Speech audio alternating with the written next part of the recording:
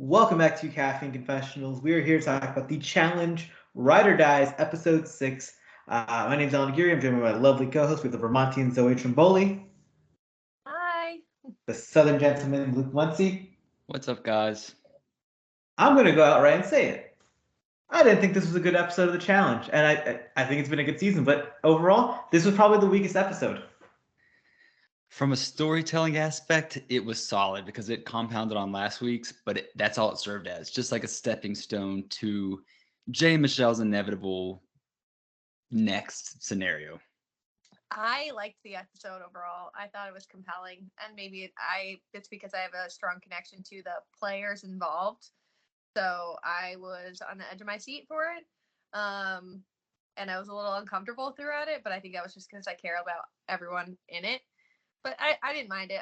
I think at some point, while we're still in this trimming the fat, getting the numbers down, these kind of episodes are inevitable. And I thought it was the first good taste of like real animosity between some of these teams. I agree with that because let's jump into the episode. We come back from last week's elimination, and Laurel and Jack are not happy with the outcome. They felt betrayed. Jack, very petty, very catty. He goes up to Jay. He's like, "Oh, are you gonna apologize, JoJo? Now that the cameras are on us." We got Laurel talking with Olivia, and it's a general cattiness and like drama that I really love because I love drama. But if it stems from gameplay, it's even better. No, I would agree. And I do think that I would too feel some type of way, but I love that he kind of checked Jay because I like Jay, but I do feel like he's one of these people that comes on here and says, "Ooh, I've got to earn my keep. I've got to do this in front of the camera." And sure, that's what the show's for, but I love that Jack called him out for that. Yeah, you can't have it both ways. Like, just if you're going to play that game, you got to own that game and own it moving forward. You can't go back to being besties. Maybe after the season's over, you can figure it out. But like, if this is a competition, you can't just screw over a competitor and then pretend like everything's going to be fine. I just love when it's authentically messy. And when it stems from gameplay, it leads into like better formats and better storylines for future seasons where, maybe these two could be partnered for a rival season. Maybe it's not the strongest pairing, but it's something that like when you look back at, like this is the scene we're gonna put in there when like Jack and Jay, you're partners, and they show that scene of him saying, "Oh, you're only doing it when the camera's on," calling him out in the elimination arena. And to add on to that, the thought of a Laurel and Michele rivals pair is so chaotic because they are two totally different humans, structurally, intellectually, emotionally, that like it's riveting to think about. It actually really mirrors Laurel and Cara Maria as the original rivals pair because I feel like Michele is very similar to old school Cara Maria in how she plays. Not like the physical competitor in a lot of ways Cara Maria was, but just emotional wreck, needed protecting, needing saving. Like, I think I would be really compelled to watch that as a pairing. Someone commented under like a tweet I had that like Laurel and Michele have such similar faces, and they don't, but they kind of do at the same time. Where I feel like Laurel is like an evolved Pokemon version of Michele. It's just like one's obviously much bigger than the other, and like it's just like so since someone said that and they put the two photos next to each other, I can't unsee it, and I'm like it's just so crazy because their dynamic is so different, and man, they would be a good rivals pair. Allan, that tweet was Laurel and Carrie. Who? I'm just kidding. I tweeted a picture of Laurel next to Carrie. Oh, my bad. I'm just kidding. But I do think that Laurel is, it's safe to say she's the evolved Pokemon here.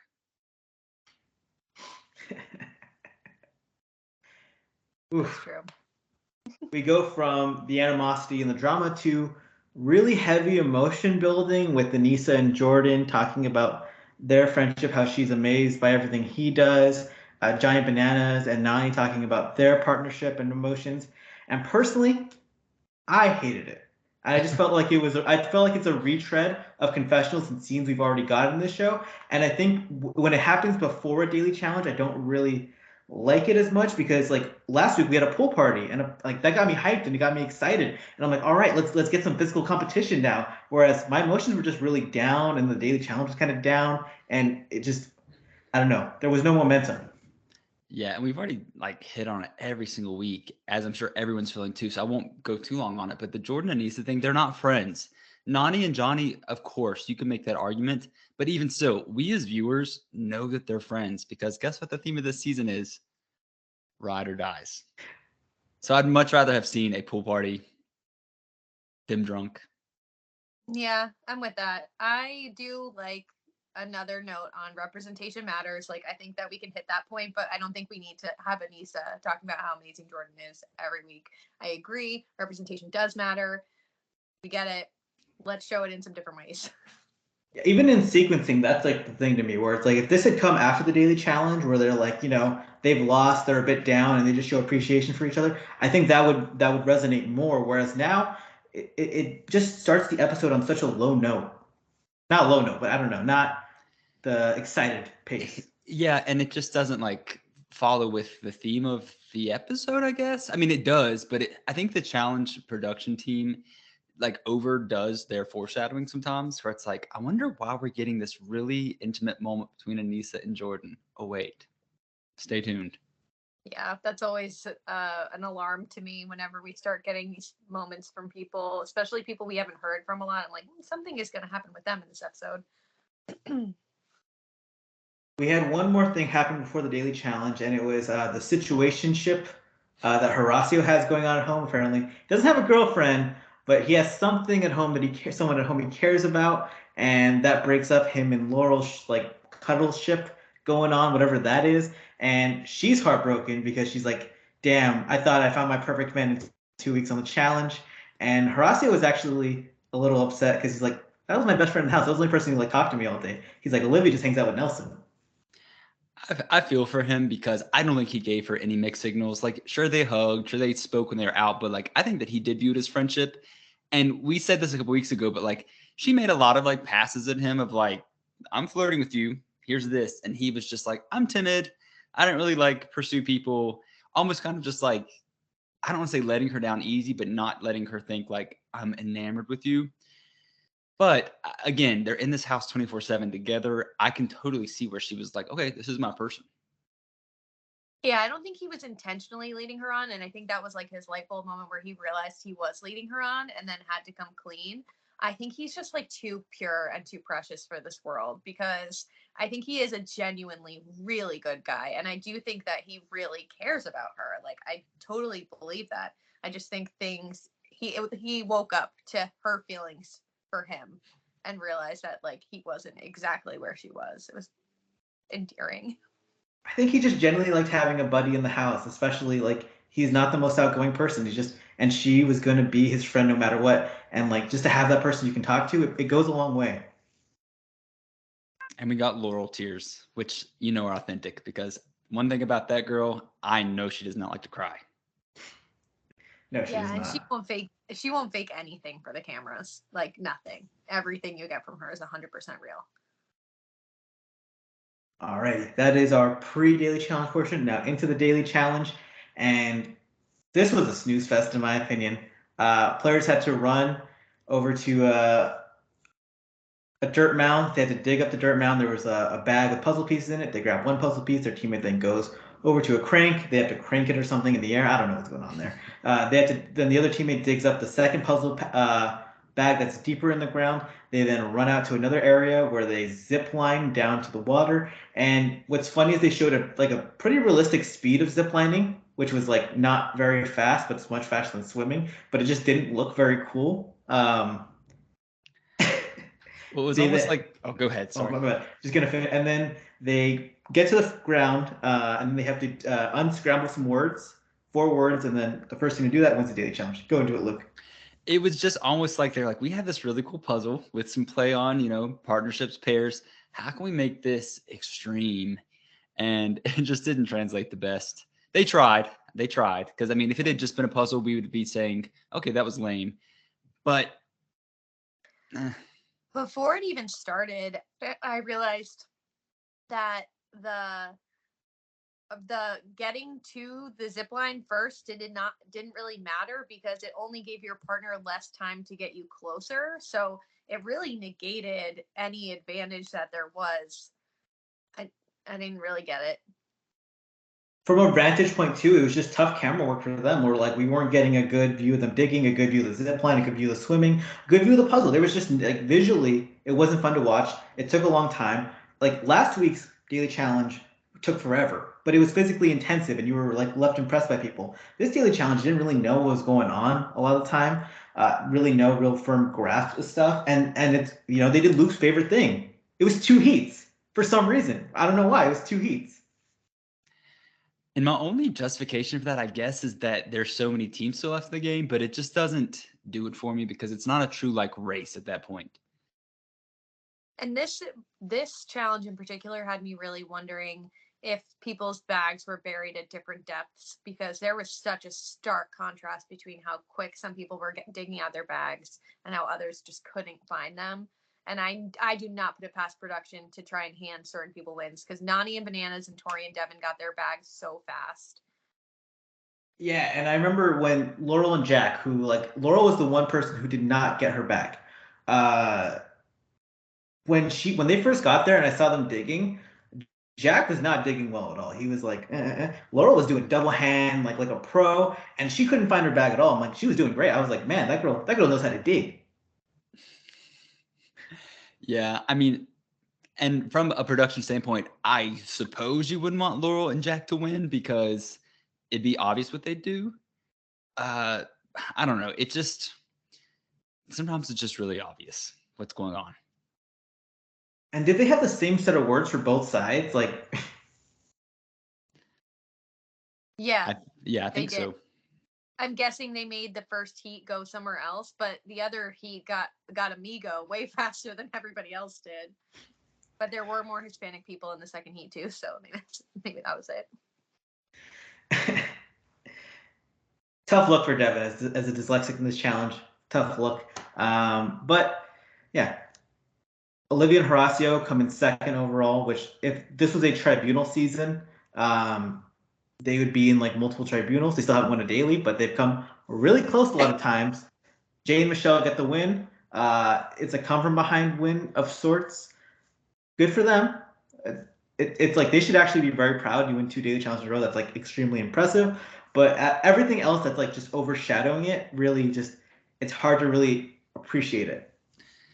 It is. And I am very happy that Horacio and Olivia did end up getting second because they took no heat. Like, okay, cool. We can be proud that we won our heat, but Jay and Michele are back in the hot seat. This only makes Olivia and Horacio, who, as we've said, we've grown to love, this makes them look even better. Like they're still friends with everybody. They flew under the radar in this episode outside of the love triangle sort of thing that was going on. Like, they were very low key. Yeah, Olivia is like very clearly like one of their star children now. Because she gets those confessionals where you're like, she's not even anywhere related to this storyline. Why did she just get a confessional right now? And those are like that's when you know MTV loves you. We then come out of the daily challenge. Jay and Michele have gotten the win. They have to do their nominations, and well, they're a mess again. So, okay. Should we say who they nominated first, or should we say who they should have nominated first? Yeah, go. I mean, honestly, you go for it. Let's say who they should have nominated. In my opinion, you don't rock the boat anymore. There are two options, and I'll be quick with this. You nominate the same three people you nominated last week, plus Johnny and Nani. It's just so clear cut. You don't ruffle any more feathers. And for all the detractors last week who said you should have nominated Johnny and Nani, okay, well, now we did. Or you realize that last week blew up in your face. You go to the vets because you're in a place of power and say, listen, I'm sorry for the messy gameplay last week. I would love to work with you all. Who do you think we should put in? It still puts them on the bottom of the vets numbers, but the vets are more likely to win than these other pairs on the outside. But instead, we get them nominating Jack and Laurel, Jordan and Aneesa, Nani and Johnny, and not Veronica and Darrell. They nominate Casey and whatever her brother's name is. Okay. And I get they're trying to throw Nani and Johnny a bone there, but they didn't think about how that would be received by the house, which I think is a fatal flaw that Michele and Jay both have. They think in the moment, not about in your repercussions. I think they were really between a rock and a hard place, and I don't think there was much they were going to be able to do this week to make things better. I think it would have blown up on them regardless, but I do think they somehow did make it worse. They made the right nominations for last week. It's a week late. That's the problem, and it's just like it doesn't like recover that fact. Uh, they did not obviously like think like Luke said about the repercussions fully or how it would come off, and they're just overall a mess. And I think it's crazy because they want to play strategically, but they're playing so much with their emotions, and their emotions are just getting picked apart by these vets with so much ease. I I cannot tell you how many times during this episode I said to myself, Michele is way too soft for this game. Like she can make it fun because she is so erratic. Well, I just think that also like the production of it all made it seem like Jay was maybe like the stronghold in that situation, and he was like comforting her. He's just as equally, if not more, like reactive. She's at least trying to consider all the possibilities where he's just like, nope, guns blazing, you've got to do this. This is the only option. Here we are. And I honestly feel like both of them could have benefited greatly from a different partner who could ground those emotions. But together, they're just like a really bad, great at puzzles, but really bad reactionary team. Rough, just rough. They don't really take good ownership of their moves or anything like that. Let's talk about the like interrogations. Casey and Kenny. This is actually probably the first time in Casey's entire career where she's actually been up for elimination. On Double Agents and Spies, Lies, and Allies, that are total madness. The point was you had to get a gold skull, and that was the only reason she ever went into elimination. On last season, I mean, she even went up to Amanda's like, well, how about you face me in elimination? You're gonna call someone out. Like, there's literally never been any fear of Casey going in, and so this was like maybe the first time she's ever seen herself nominated, and she actually cracked a smile and laughed because it was something new to her. She's just so boring that even in the nomination, I was like obviously she was upset that she was nominated. I totally get that, but it just seemed out of place because we've not seen her so far. Like in the back of my head, it's like, oh, sure, she'd be nominated. She's a background character. I know she's not in the house. We're just not seeing it. But it is a fun thing to see her kind of like in the hot seat for once. Yeah, and it brings out an interesting dynamic with Nani too, because it turns Nani into like this feisty, protective girlfriend, which I love. And Kenny's there too, which he is the worst casting decision maybe ever. Definitely. Nani and Bananas, their interrogation scene was incredible because you could just see Michele and Jay were like, "Oh, we tried to make this the best situation for you. That way, you guys have a 2 and 3 shot to make sure you don't go into elimination. We really just want to do the best possible scenario for you guys." And as Zoe said, she got territorial, and she was like, "No, this is an all-out offense on both of us as a pair, and now we'll be going after you." And Michelle's like, "Oh my God, I put my entire game last week on the line for an IOU, and the IOU's already gone." It is a bit of a contradiction, though, because one thing I will say about Michele, after her hysterics in the interrogation, she handled her nomination with grace. And I honestly think if it had just been Nani, she would have as well. Throwing in Casey is like pushing the knife and digging in deeper. However, it is so hard to navigate that because it's not like Michele and Jay have like an add-on that is so integral to their game that like if you nominate them, I'm pissed at you. I think the intentions truly were to help out Nani and Johnny and Casey and Kenny, but obviously it's not going to be received that way because like you're jeopardizing both of them now. I think it was blindside for Nani. I agree. I think it was a blindside for Nani, but I also think there's never been like a greater miscalculation between friendship and game relationship than Michelle with Nani. Where I mean, and I get it too, because if I went to a challenge house and me and Nani were friends, like I want her to love me. I want her to love me like with everything. And to see that like she has other people she prioritizes and your game relationship isn't the same, it has to be heartbreaking. And I do have to say this, Nani, her years of being the person who played like Michelle emotionally, where she just was always a friend, she always put her game on the line for other people. The fact she's now playing selfishly for herself is just catching everyone off guard because people expect something out of her, and now he's like, "No, I'm gonna play like bananas this season because I want to win." Yeah, and I honestly think Zoe said this earlier in this episode that if Michelle had just stood in what she did, it'd be received so much better. And I keep saying Michelle as if Jay's not an equal contributor, but Michelle's doing the majority of the talking. If she had just said, you know what, Nani, you threw me in a couple weeks ago. I did not feel like there was a loyalty there. Outside this game, I love you, but in this game, I've got to do what's best for me. I truly think Nani would still be pissed, but would be like, okay, cool. But this whole like trying to pander to the emotions and their friendship, it's getting old because Nani clarified like week 2, we don't have a friendship.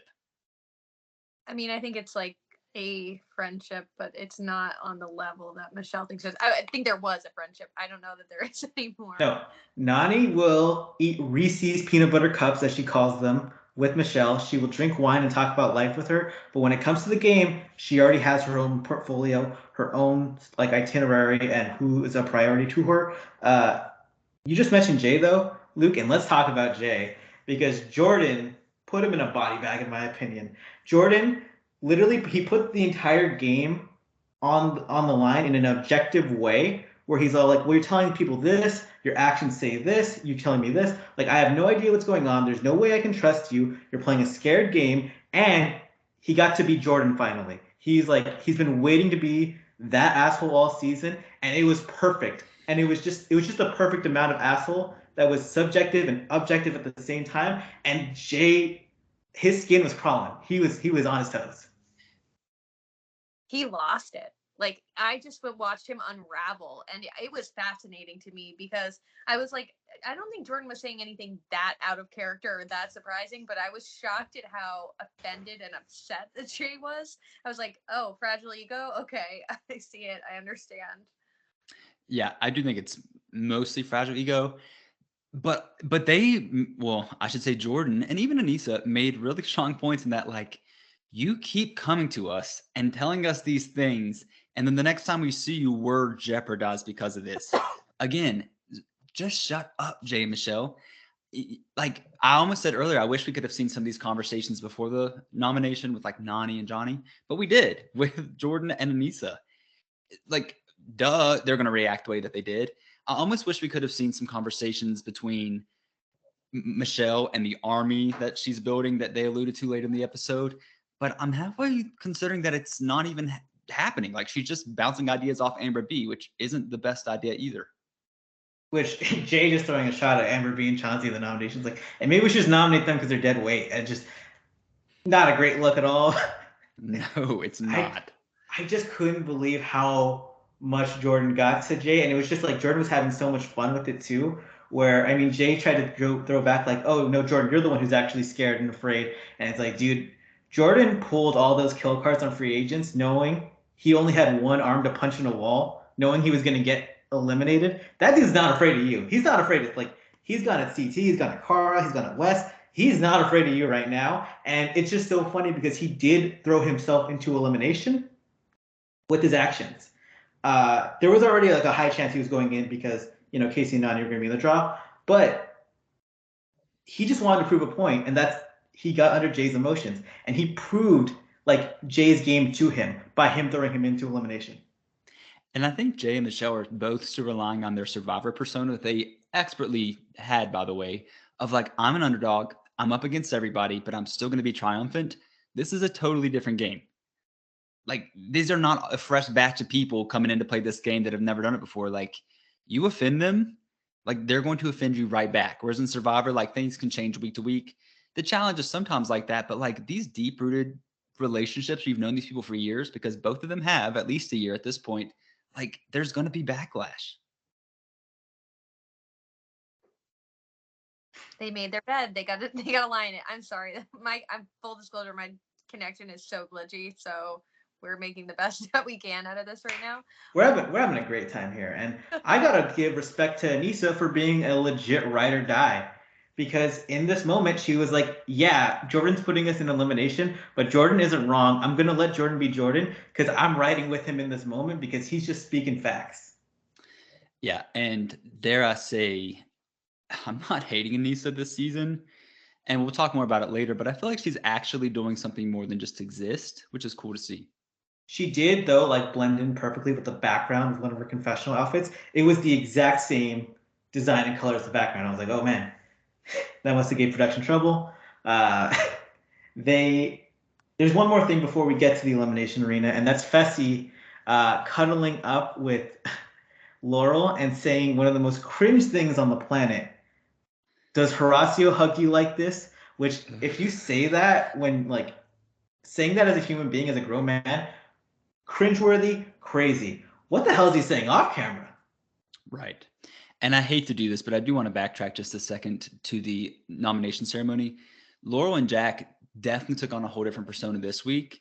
And Laurel was more open and she was like, you know what? If you do not put us in, that'll speak wonders to me. Sure, she probably didn't mean it, but like she thought last week, me being bold and brash with Michele did not work. So this week, to avoid being the person that they solely nominate to go in, I'm going to play this up like Jack did last week with Jay. And it happens later. We see what happens. But like, I thought that was interesting how quickly they switch up their gameplay. Agreed. It was big of her. And then she crawled into bed with Fessy. Yeah, and then Fessy says, "Does Horacio hug you like this?" And good lord, how can a grown man say that on camera? Well, and him too being like, I was trying to figure out my options. You were trying to figure out your options. I'm like, no. Horacio and Laurel are done, and Colleen left the game. She was eliminated. That's why you are looking for a new option. What? You're at Chipotle. They say they don't have any chicken or any steak. You're like, well, I guess I'm getting carnitas. Like that's what's going on right here. Uh, they get to the elimination arena. Time for the draw. Jay puts down Jordan because he's in his feels. They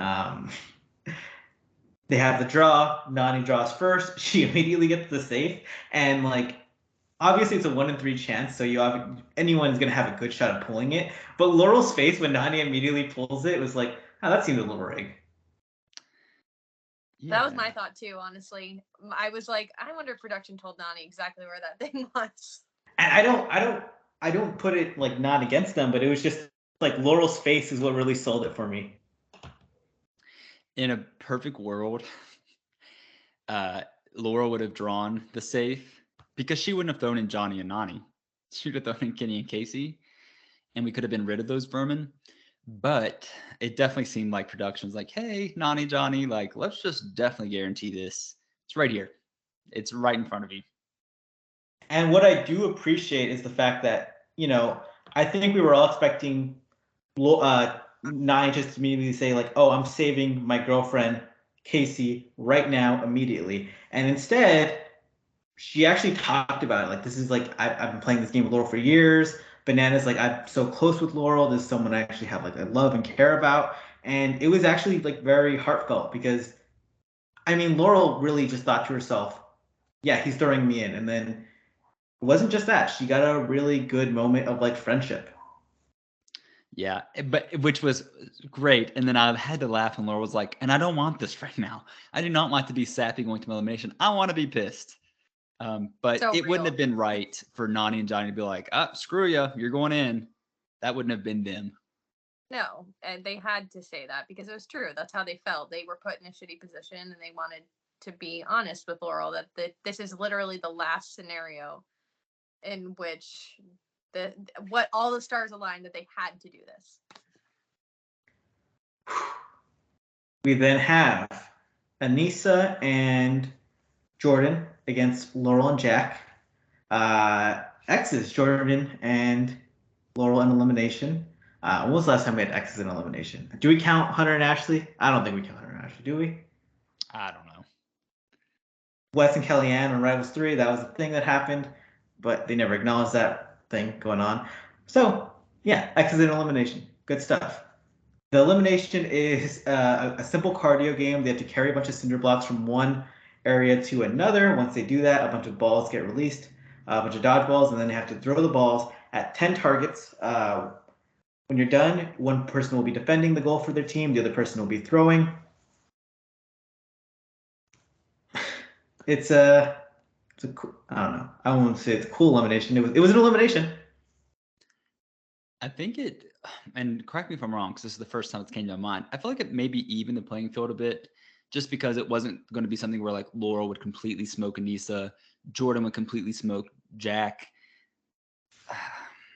I don't know. It did It did and it didn't. And maybe this is like the softball snob in me though, because like throwing a ball is a very specific skill and you are either good at it or you're not. Or you're And not. Jordan is excellent at throwing.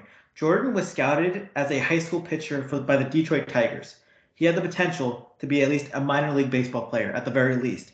He was at Central Oklahoma, he walked on and was their backup quarterback. The guy has a cannon for an arm. I mean, when you only has one hand, he's pretty strong. He has a cannon, and he's fast, and he's just good at stuff. Laurel, very athletic, but didn't really have the throwing motion down. And I was surprised she wasn't in goal when she was like a volleyball player. You would think that would be maybe very good for blocking shots. Maybe Jack just wasn't confident in his throwing ability either. Jack did not look athletic in the defending, and it made me really question if he'd be able to throw a ball either. That's what I mean. Like Jordan was the person in this elimination that can throw, and Aneesa didn't look coordinated either. I know they were trying to give her credit, but she was blocking the balls because Laurel wasn't good at throwing. Yeah, I would agree. And it's funny to say like this was definitely Jordan's thing. It was, but it's crazy to think that pretty much everything is Jordan's thing. He's just that skilled. Except Paul Russell. Literally everything but that. But I will say, like, Jordan and Aneesa outsmarted, and outskilled them. Because when it came to carrying the blocks, Jordan was like, all right, we're going to carry, well, Laurel and Jack were carrying 2 senior blocks. Like, we're going to carry 4. Because Aneesa, you're not beating Laurel in a straight up track race. We're going to play it efficiently because you probably walk at the same pace you run at this point. I was surprised that at no point Jack and Laurel looked over and didn't say, "Oh, we could do that too." Like that always surprises me when that doesn't happen. It felt like a total rookie mistake from Laurel that you don't usually see either. I don't want to say she was checked out because I definitely think she was still in, but I think she had 2 pretty rough weeks back to back, and she was just over it. Plus, Jack's not the best partner. No, she was overwhelmed, and he's lackluster. Like I like him as a person. But yeah, it just didn't translate when it came to the competition, and it really sucks to see because he's a character, like Zoe is saying. It sucks. It just sucks that he's not that guy. And I will say, like, Laurel has these moments when she competes where you see the vintage Laurel, and I truly think that Laurel might very well be still like the best female competitor on this cast right now. The problem is she's not the Laurel she used to be, and that old version of Laurel was just on another level where she could carry any opponent to a win, whereas the Laurel we see now is just a very good elite competitor. And it happens like this in sports all the time. LeBron James is still amazing, but he's struggling with the Lakers because he can't carry a bad team the way he was able to before. Yeah, and I feel for her because I know that, well, I'm not going to say I personally know, but we see on our television screens, she's really hard on herself. And like, this was not a solo elimination. If this had been Laurel versus Aneesa, duh, but it wasn't. Like, she was also up against Jack and had a weight of her own to carry, which was Jack. And it's not like Aneesa hasn't ever won eliminations. Like Aneesa, we saw her beat Tori recently. We've seen her, pull off a lot of daily challenge wins and stuff like that. So it's not like Aneesa's like a total, like, even though we like shit on her because she can't win a final, she's still good at certain stuff. I don't think she was particularly good at this though. Like I think I'm not. But it's just a level of competency and like experience and just being in the arena. And one thing about her, she is confident. She's very confident. Yeah, I was watching this and my feeling leaving it was Jordan beat Laurel. The end. Yeah. Mm-hmm. So let's talk about some counting stats real quick. Jordan is now 8-2 in eliminations. That ties him with Wes for the best male elimination record ever through 10 eliminations. Aneesa now has 11 wins. She's 11-11. 500. Not a winning percentage, not a losing percentage. Right, stab in the middle. Second all-time elimination wins. Laurel was second with her previously. Laurel's 10-3 now. And, she wins the elimination. She's like knocking on Cara Maria's door for most female elimination wins. Jordan has some records he could approach. Good for them. Good for them. Good for them. I mean, it's impressive that Jordan won with Aneesa. I mean, I think that in and of itself makes his elimination record more impressive. Jordan being 8-2 in eliminations is just really crazy too, because I mean, when you think about him, you think about daily challenges, you think about him dominating finals. He just has this feat too now, where he has the best elimination record through 10 eliminations. Guys, I mean, he's a modern day legend. I loved watching him talk shit to Michele and Jay right before he hit that last shot too. Like that was iconic. That's a Hall of Fame real moment. That is earned confidence. Yes. So we come out of this week. Laurel and Jack are gone. TJ calls Laurel one of the GOATs, which I love because oftentimes it feels like MTV doesn't always celebrate its female champions as they deserve to be. So seeing TJ put that honor on her name, especially when the last time Laurel lost an elimination, they were at each other's necks. Mm-hmm. Well, and two, like Laurel is a GOAT, and yes, she only has one win. But if she'd done as many seasons as some of her female counterparts have done before, she'd have way more than one win. She just had a life outside of the show, which a lot of them lack. And she stopped doing more seasons like at her peak too. Mm-hmm. Like she made a resurgence. If she had continued after she won Free Agents, she would have way more wins, like you said. It's funny too, because like Free Agents wasn't even her peak. That was her after not training for a few years, coming back and single-handedly beating all her biggest threats in the final before the final, dominating the final. Only reason it was ever even close is because Zach Nichols' bitch ass died on the mountain. Yeah, so Laurel's just go. I mean, one-time champion, but like pound for pound, never really seen anyone dominate the game just like her. And man, if she ever decides to train for the show, oh my god, people are done. I will say her and Jack, I'll give Jack credit. Her and Jack both are in a lot better shape now. They were even talking about it on an Instagram story the other day. Like, imagine if we'd actually been in this shape for this. I think that Laurel, I mean, she's done with vet school. It's not like she has to go and like work because she doesn't own her own practice. I can see her coming back for a few more seasons and hopefully a solo one, because if it's a solo season, like she's killing it. That or with a female pair. Like I could see her with a female rival and I would be totally into that. But yeah, don't pair her with Jack again, please. We say that with love. I do really like him. He drags my girl down. That's our episode for the week. Next week, Michele and Jay, Rude Awakening, just straight up. There's no way there isn't going to be that, and it's going to be either they win the daily challenge or they're going into elimination. There's no other way around it. They've angered half the house. I mean, even Tori and Devin were pissed off last week based on them voting in Jordan and Aneesa. So the whole house is on them. This whole nominating 4 teams thing, I would not want to win personally, let alone twice in a row. I feel for them, but yeah, it's going to be rough for them going forward. May the force be with them. Subscribe to us on Apple, iTunes, YouTube. Like, comment at Caffeine Confessionals, at Steve Confessionals, at Zoe Chimbo, at Final Reckoning, at the Allan Aguirre. And we're back next week. I don't know if we're back next week. It might be Thanksgiving. I don't know when we're going to get this. I don't know what plans are. Hopefully we'll have a podcast next week. Have a great one.